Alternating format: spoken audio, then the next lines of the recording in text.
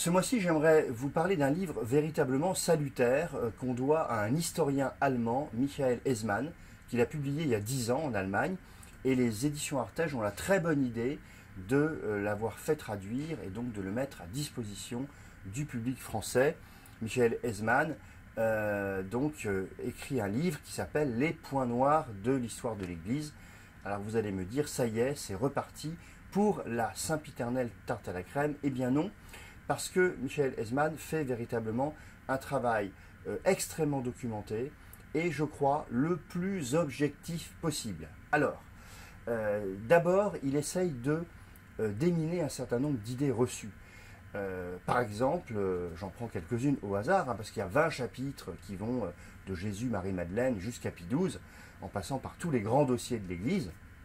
Il essaye par exemple de dire, les croisades, non, les croisés ne sont pas allés faire les croisades juste pour aller casser du musulman et pour s'enrichir. La preuve en est, c'est que les chevaliers qui sont partis là-bas, la plupart ont tout abandonné. Ils avaient pratiquement aucune espérance de retour. Ils l'ont fait véritablement de façon désintéressée. Autre grande légende noire de l'Église, les cathares. Les cathares, c'était pas des gentils agneaux, c'était des manichéens extrêmement intégristes, on va dire, extrêmement austères. J'aurais pas aimé vivre avec des cathares et je vous le souhaiterais pas. Et donc, c'est pas du tout la légende qu'on en fait.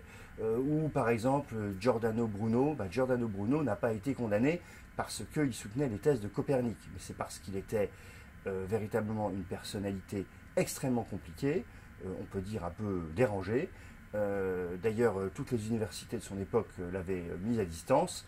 Et il a été condamné parce qu'il s'opposait de manière systématique au pape et qu'il le bravait. À un moment donné, c'est devenu très compliqué. Alors évidemment, ça ne justifie pas toutes les violences et toutes les mauvaises actions, toutes les horreurs même qu'on a pu constater. Et Michael Hessemann ne les nie pas et en fait aussi l'inventaire.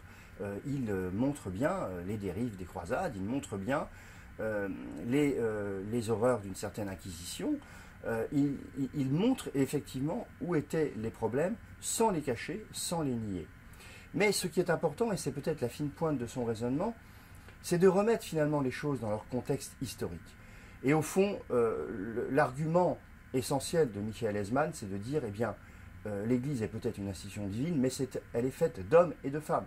Et quand il s'agit de logique de pouvoir, beaucoup d'hommes. Et que ces hommes, ils sont comme ceux de leur temps.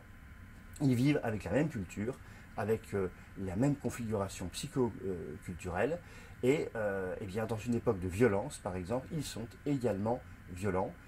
Et au fond, on peut dire que les catholiques ont essayé, avec plus ou moins de réussite, d'être généralement un peu moins mauvais que les autres. Le dernier mot quand même de ce livre, c'est véritablement, et l'auteur lui laisse, et j'aimerais finir ma chronique avec lui, c'est Jean-Paul II qui l'a. Parce que Jean-Paul II, dans sa déclaration de repentance, a demandé pardon pour les errements, les erreurs et les maux de l'Église, mots MAUX. Et c'est très important parce que même s'il y a cette remise en contexte, on peut tout de même légitimement se poser la question de savoir si, en tant que chrétien, quand on professe la foi dans le Christ, on n'a pas quand même une obligation d'exemplarité plus que tout autre.